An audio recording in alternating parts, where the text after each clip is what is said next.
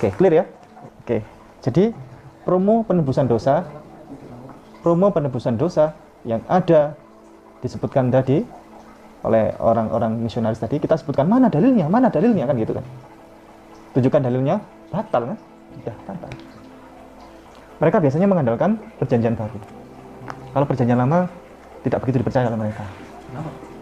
Nanti saya jelaskan besok di materi depan ya. Jadi, perjanjian lama dan perjanjian baru. Jadi ini kan dalilnya perjanjian baru semua. Ya kan? Mereka lebih percaya perjanjian baru. Ini dalilnya perjanjian baru semua. Batal itu kena itu. Berarti itu adalah perintah dari Paulus. Dan itu pernyataan Paulus, bukan pernyataan Yesus. Nah, Yesus tidak pernah mengatakan menebus dosa, tidak ada. Itu yang disampaikan adalah oleh Paulus. Halo teman-teman, berjumpa lagi dengan Brother Phil. Kembali kita akan menanggapi video dari Ustadz Ipung. Tadi kita sudah melihat bagaimana Ustadz Ipung mengatakan konsep penebusan dosa itu adalah karangan Paulus. Dan Yesus tidak pernah mengatakan hal tersebut. Dari sini saya melihat bahwa Ustadz Ipung tidak mengerti, bahkan tidak paham dengan ajaran Alkitab. Pantas saja beliau menjadi seorang mualaf.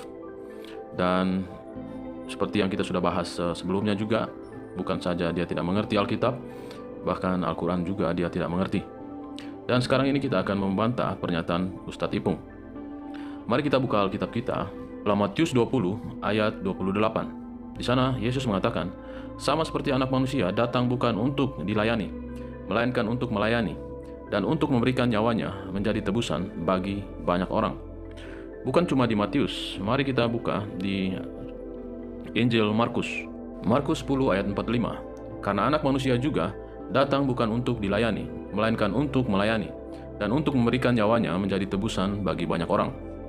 Jadi, kita bisa melihat dalam kedua ayat ini, di sana terdapat konsep penebusan. Dan hal itu bukanlah karangan dari Paulus. Jadi, Ustadz Ipung sudah menyatakan sesuatu yang tidak benar, di mana dia mengatakan konsep penebusan adalah karangan dari Paulus, dan Yesus tidak pernah mengatakan hal tersebut. Mari kita dengarkan kembali pernyataan dari Ustadz Ipung. Berarti itu adalah perintah dari Paulus, dan itu pernyataan Paulus, bukan pernyataan Yesus. Nah, Yesus tidak pernah mengatakan menebus dosa, tidak ada. Itu yang disampaikan adalah oleh Paulus. Paulus lupa bahwa ia sendiri pernah menulis pada Galatia 3 ayat 13. Dia lupa, dia nulis itu di suratnya.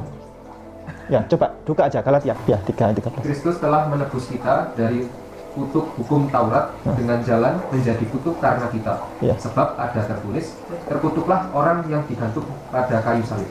Terkutuklah orang yang digantung pada kayu salib. Yesus dikatakan digantung di kayu salib, berarti mereka sendiri yang nulis, bukan kita loh ya. Lupa mungkin dia menulis seperti itu.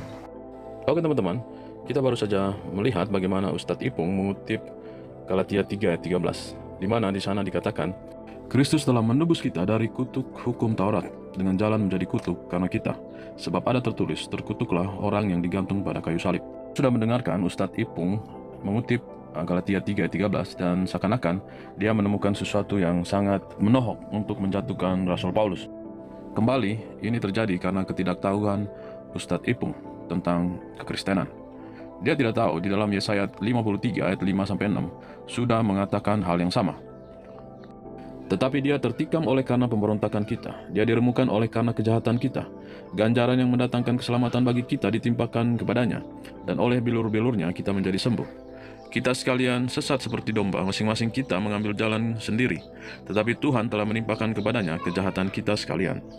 Memang benar, orang yang digantung di kayu salib adalah orang yang kena tutuk, seperti yang disampaikan di dalam Ulangan 21 ayat 23. Bedanya adalah orang yang di dalam Ulangan 21 ayat 23 dihukum karena kesalahannya sendiri.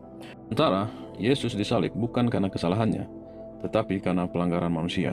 Oleh karena itu, bunyi ayat di Galatia 3 mengatakan menjadi kutuk karena kita. Sama persis dengan Yesaya 53 ayat 5, tetapi dia tertikam oleh karena pemberontakan kita. Dia diremukan oleh karena kejahatan kita. Ganjaran yang mendatangkan keselamatan bagi kita ditimpakan kepadanya, dan oleh bilur-bilurnya kita menjadi sembuh. Di sini kita bisa melihat bahwa tuduhan terhadap Rasul Paulus tidak berdasar. Bahkan Rasul Paulus mengutip apa yang disampaikan di dalam Perjanjian Lama. Dan ini semua bukanlah karangan Paulus.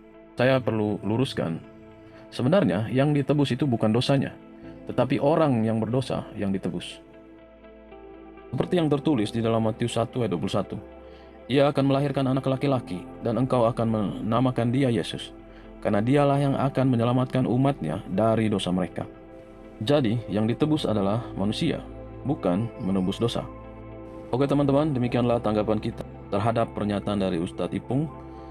Pada video berikutnya kita akan lanjutkan menanggapi Ustadz Ipung.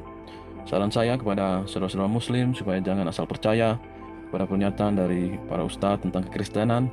Mari kita belajar bersama dan menyelidiki sendiri apakah benar demikian atau Ustadz Ipung sedang melakukan kebohongan.